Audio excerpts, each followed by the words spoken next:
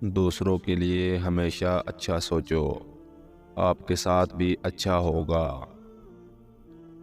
جو شخص ایک جگہ سے دوسری بار دھوکہ کھائے، اس سے بڑا بے وقوف کوئی نہیں۔ جوانی میں اللہ کی عبادت کرو، کیونکہ اس عبادت کا ثواب زیادہ ہوتا ہے۔ دعوت کے لیے مہمانوں کا انتخاب سوچ سمجھ کر کریں۔ جو چیز تکلیف کا باعث بنے، اس سے دور رہنا بہتر ہے۔ اپنے سکون کے لیے دوسروں کا سکون برباد نہ کریں۔ اپنی طاقت اور حسن پر غرور کرنا بے وقوفی ہے، کیونکہ دونوں نے ہی ایک دن ختم ہو جانا ہے۔ خوشی اور غم میں اپنی زبان اور جذبات کو قابو میں رکھیں۔ زندگی میں ہر شخص کو محنت کرنی پڑتی ہے، لیکن جو جوانی میں بھرپور محنت کرتے ہیں انہیں بڑھاپے میں خوار نہیں ہونا پڑتا۔ دوسروں سے امید لگانے والے نا امید ہی رہتے ہیں۔ والدین کی بات مان کر آپ فائدے میں رہتے ہیں۔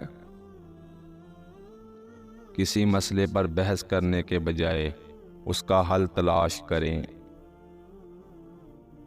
حاصل وہی کرتا ہے جو کوشش کرتا ہے۔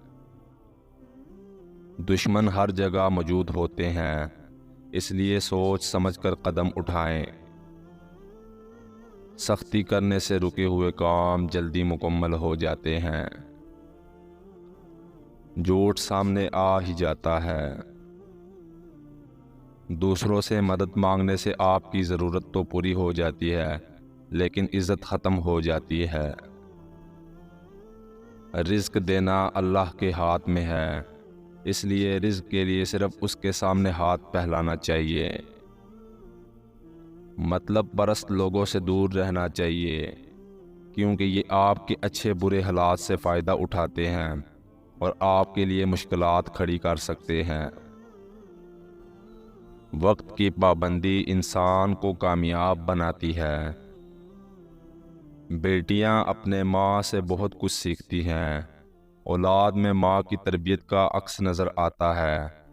بچوں کی پہلی درسگاہ ان کا اپنا گھر ہوتا ہے۔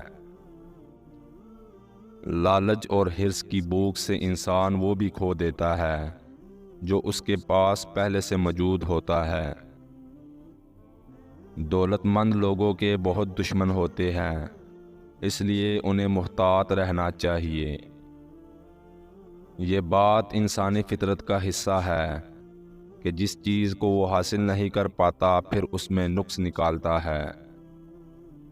انسان جس چیز سے لا علم ہو اس سے ہمیشہ خوفزدہ رہتا ہے۔ اپنی اوقات سے بڑی بات نہ کریں، کیونکہ پھر یہ شرمندگی کا باعث بنتی ہے۔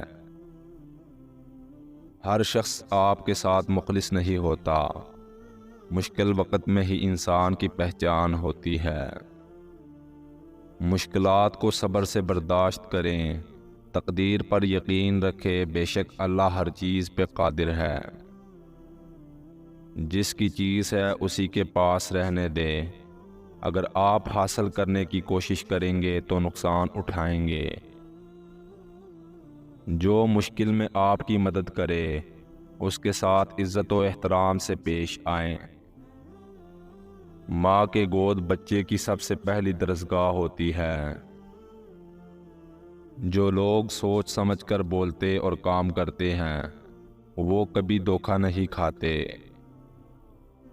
آپ کتنے ہی خوش شکل کیوں نہ ہو، لیکن اگر آپ غیر مہذب گفتگو کرتے ہیں تو آپ نفرت کے قابل ہیں۔ جھگڑا چاہے کسی بھی وجہ سے ہو، اس میں بھلائی نہیں ہو سکتی۔ ظالم کے ظلم کا بہادری سے مقابلہ کریں، اس کے خلاف آواز اٹھائیں، کیونکہ خاموشی کا مطلب ظلم برداشت کرنا ہے، جس سے ظالم طاقتور ہوتا ہے اور پورے معاشرے کی تباہی کا باعث بنتا ہے۔ جیت سے پہلے جیت کی خوشی نہ مناؤ، کسی کی بری نیت اور برے ارادوں کا اندازہ اس کی بات چیت سے ظاہر ہوتا ہے۔ اللہ تعالیٰ نے دنیا میں کوئی چیز بلا وجہ پیدا نہیں کی، ہر چیز کا کوئی نہ کوئی مقصد ضرور ہے۔ نقصان خربوزے کا ہی ہوتا ہے، چاہے وہ چھری پر گرے یا چھری خربوزے پر۔ اپنے سے زیادہ حیثیت کے لوگوں سے دوستی کرنے کی کوشش بعض اوقات نقصان کا باعث بنتی ہے۔ مطلبی اور خود غرض لوگوں سے دور رہیں، کیونکہ اپنا کام پورا ہونے کے بعد وہ آپ کو پہچاننے سے بھی انکار کر دیں گے۔ اللہ جس حال میں رکھے اس میں خوش اور مطمئن رہیں۔ دوست ہمیشہ سوچ سمجھ کر منتخب کرو۔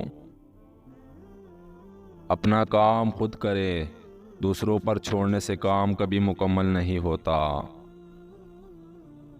جھوٹ معاشرے کی سب سے بڑی خرابی ہے۔ جھوٹ بولنے والے ہمیشہ نقصان میں رہتے ہیں۔